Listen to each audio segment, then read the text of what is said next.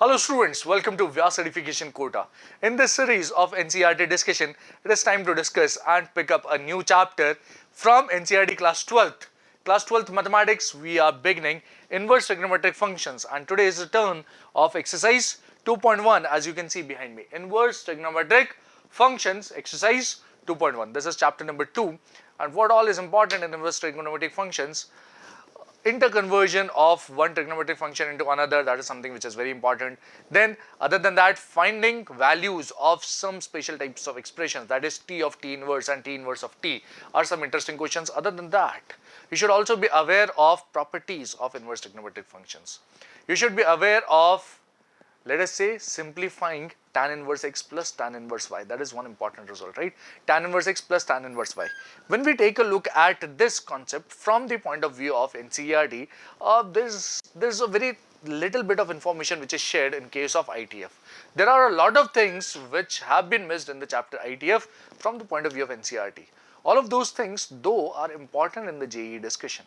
So with explanation of these questions over here, I'll also explain the concepts involved if the question had been a JEE question, right? We'll be discussing from the point of view of NCERT, but we'll also explain the further details of the complete solution that may have been possible, right? Here in NCERT, the people talk about very limited kind of intervals, which are very perfect intervals, that's what you can call them, but all the imperfections are missed out very easily. They have missed out all, they have skipped all of those important things, all of those details, and that is one of the reasons that we sometimes fall short on logic in case when we are dealing with NCERT as per NCERT only, right?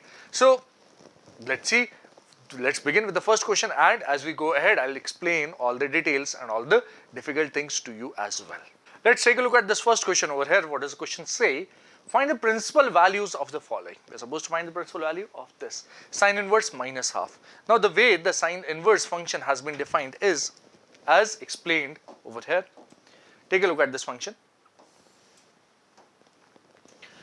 Y equals sine inverse x.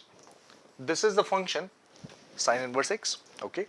Herein the important thing is, what's the domain of this function? Domain is x lies from -1 to 1. This is a domain. Okay. There's nothing special about the domain. Domain is simple. But the range has been picked from a lot of choices, and we have chosen the principal values. That's what you call the principal values. We have chosen the range as minus pi by 2, comma pi by 2. So the output of this sine inverse x, that is the values of y, should lie in that interval, minus pi by 2 to pi by 2. If they lie in that interval, that's the codomain, right? That's the codomain, right? Take that, keep that in mind. The value of y will not lie outside that interval. Keep that in mind. Once you know that much, then you can deal with this sine inverse minus half. Now for what value of angle, what value of angle lying over here will we get the value of sine equals minus half. What do you mean by this is, if sine inverse minus half equals theta, this implies that sine theta will be equal to minus 1 by 2, and our target is to find this value, that is the value of theta, right? If sine theta equals minus half, we are supposed to find theta in that interval minus pi by 2 to pi by 2. Let's draw the quadrants and analyze this equation, right? We have learned how to solve trigonometric equations in class 11th. Trigonometric equations were there in class 11th. We have learned how to solve those things. And if you are following this NCERT series from the very beginning, we have already covered this trigonometric equations. Okay. So for sine theta equal to minus half, I'll first focus on sine theta equals half. Half is for pi by 6. That is 30 degree. Sine pi by 6 is 1 by 2. And for minus half, I'll have to take a look at different quadrants and see where is the value of sine negative. All sine, tan, cos. In the first and second quadrant, sine is positive, but in the third and fourth quadrant, sine is negative. So this pi by 6 or this pi by 6 will do. Okay. Now which of these angles are you going to choose? Do you want to choose? For minus pi by 2 to pi by 2, you know that this is the interval in which sine inverse the output of sine inverse should lie. And once you know this much, yes, this is the angle that you're looking at, minus pi by 6. Since you're measuring it clockwise, this is a negative angle, this is minus pi by 6. Now that is the logic behind this. How do you write it for the board people, for example?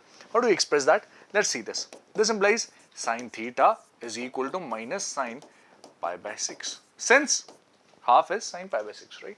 And this can further be done as sine of minus pi by 6, since sine of minus theta is minus sine theta, right? This is what you have.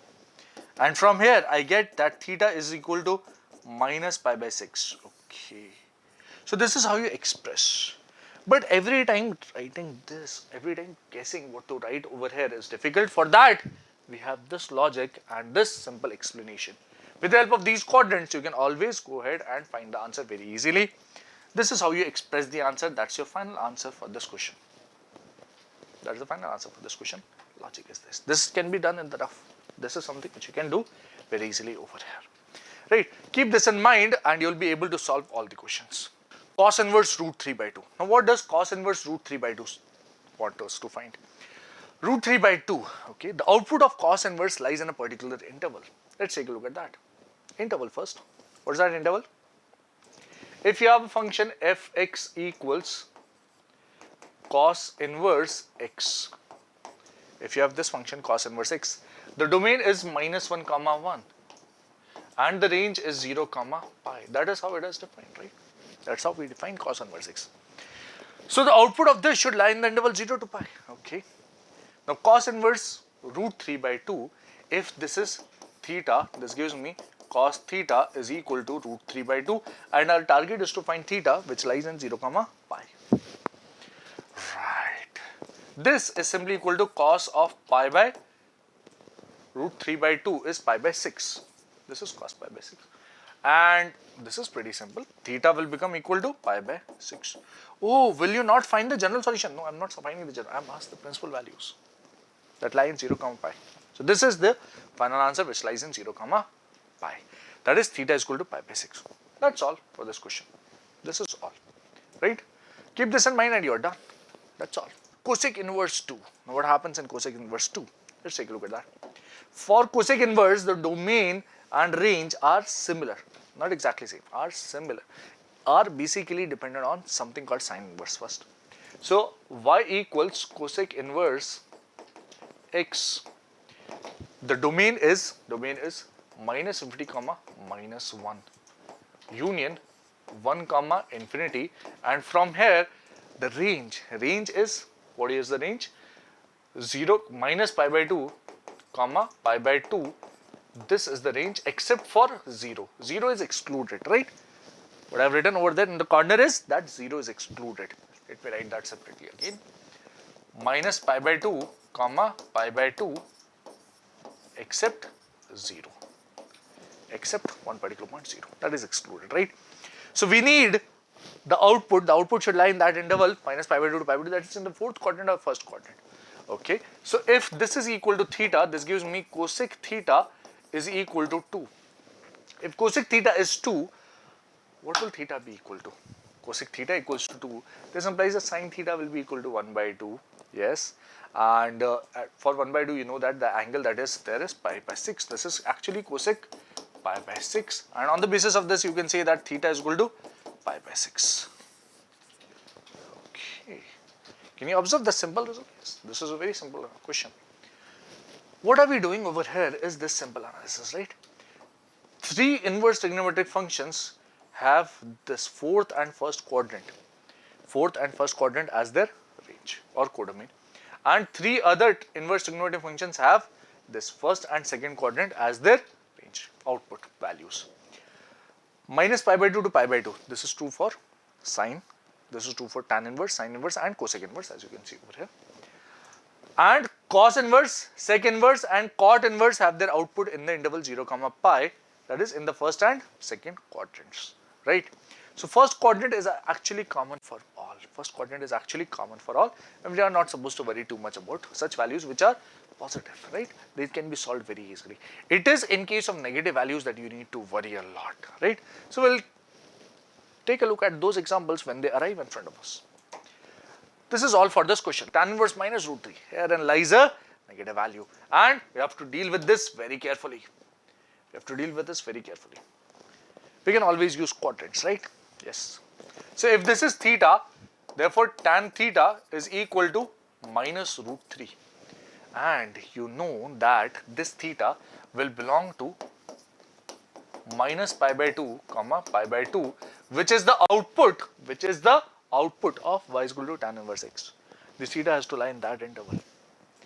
Now tan theta is equal to minus root 3. Where will this lie, right? We'll have to think as root 3 first. Okay. And in the fourth quadrant, you'll have minus pi by 3. That's the important thing. This angle will be minus pi by 3. In the fourth quadrant, you'll have negative. We could have had negative in this also. But then the output has to lie in this interval. So, for trigonometric equations, we could have used this solution as well. That is pi minus pi by 3, which is 2 pi by 3. But that is not the answer for inverse trigonometric functions. For inverse trigonometric functions, the output should lie in this interval. And that's only possible for, this is tan of minus pi by 3. Therefore, theta is equal to minus pi by 3. Right now, we are practicing these questions stepwise. In future, what we'll do is, we'll directly write tan inverse minus root 3 and think for a minute and say, okay, this is pi by 3 with a minus, right? This is minus pi by 3. That's what our target will be. Cos inverse minus 1 by 2. What does the question say? Cos inverse minus 1 by 2, what is the value? Principal value of this function. Let's say the principal value is theta, where theta belongs to, let's say that the principal value is theta, where theta belongs to 0 comma pi. Theta belongs to 0 comma pi. This is what we have. So the value of cos theta can be found. Now the value of cos theta is equal to minus half, right? This gives me cos theta is equal to minus half. And can you find the value of theta in this interval 0 comma pi? Yes. We'll have to take a look at values in the second quadrant. For cos theta equal to half, the value of theta is pi by 3. This here is pi by 3. And we want the angle in this quadrant for negative cos theta. That is this angle. This angle here is pi by 3. The overall angle will be pi minus pi by 3, which is 2 pi by 3. So we are actually looking at 2 pi by 3. This is cos of 2 pi by 3. Cos of 2 pi by 3 is minus half. This gives me theta is equal to 2 pi by 3. That's my answer for this question. Simple. Pretty simple? Yes, pretty simple. Once we're done with this, we can move on to the next one. Let's take a look at this question. Tan inverse minus 1. For tan inverse, it's pretty simple. Tan inverse 1 will be pi by 4. Tan inverse minus 1 can be easily found. If this is equal to theta, theta lies in minus pi by 2 to pi by 2. This is an interval in which theta will lie. And once you're aware of this much, what you can do is simply this. Tan theta will be equal to minus 1. And by this time, you would have guessed very easily that yes, we can draw the quadrants. This is pi by 4 in the first quadrant. In the fourth quadrant, you'll get this angle over here, which is actually minus pi by 4. And for minus 1, yes, it is equal to tan of minus pi by 4. Therefore, theta is equal to minus pi by 4. Theta is simply equal to minus pi by 4, as you can see over here. That's a complete solution. Simple solution, yes. Is that all? That's all in this question. Let us take a look at the sec inverse 2 by root 3. Now what happens in this? Sec inverse 2 by root 3. Since this value is positive, the output will lie in the first quadrant, yes. If this is equal to theta, then sec theta is equal to 2 by root 3. And what's the value of sec for 2 by root 3? 2 by root 3 would be sec pi by 6. Right or not? Yes. Let's take a look at this. Cos pi by 6 is root 3 by 2. Sec pi by 6 will be 2 by root 3. And therefore, theta will be equal to pi by 6. The output should have lied. Since output theta, where should theta have lied? Theta should have lied in this interval. 0 comma pi minus pi by 2. This is the range of sec inverse x. So output of sec inverse x lies in this interval. But theta is equal to pi by 6 is my final answer for this question. Let's talk about this question next. Cot inverse root 3. What happens in this case? Cot inverse root 3, if this is equal to theta, then we know that theta belongs to 0 comma pi. That's the range of cot inverse, right? Okay. And from here I can say that cot theta is equal to root 3, and it is very easy to guess this angle. In the first quadrant, this will be cot of pi by 6. This will be cot of pi by 6. What is that equal to? What does that give us? Theta equals pi by 6. That's a simple answer, yes. Simple answer, yes. That's my final answer for this question. Let us take a look at this one next. Cos inverse minus 1 by root 2. How do we go about solving this one?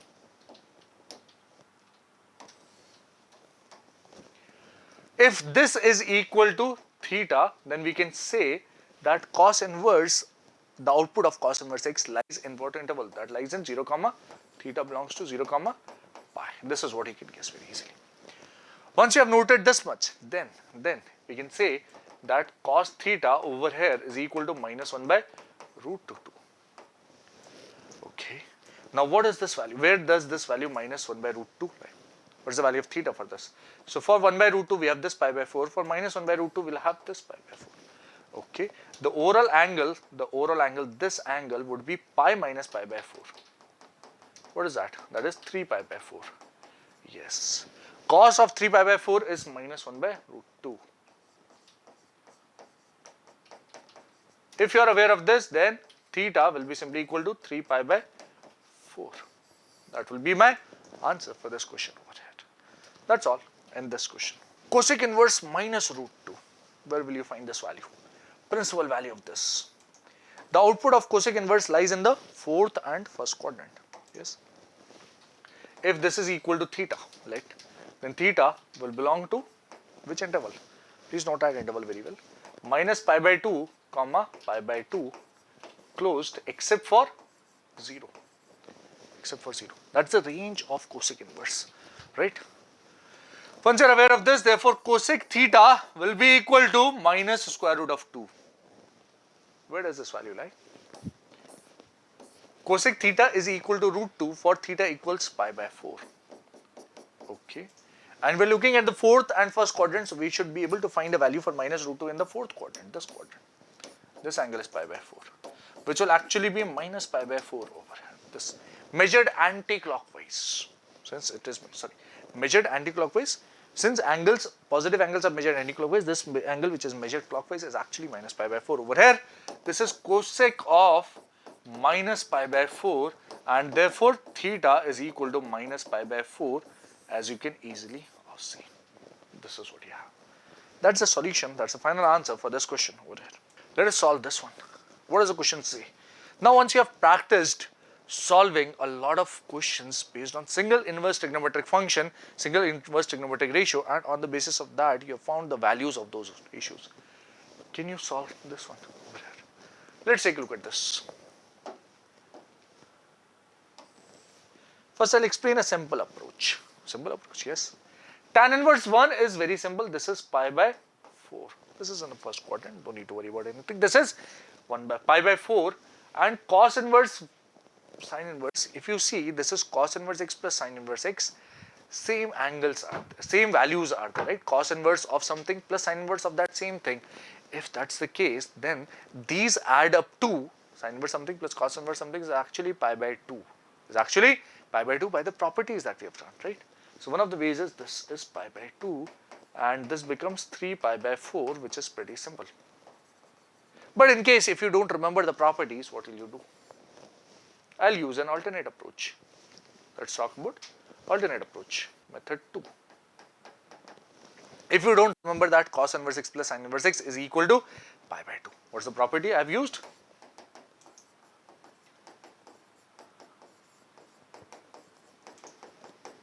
Condition, mod x should be less than equal to 1. Obviously this domain of this is important, right? Inverse, in case of inverse trigonometric functions, domain and range are very, very important concepts.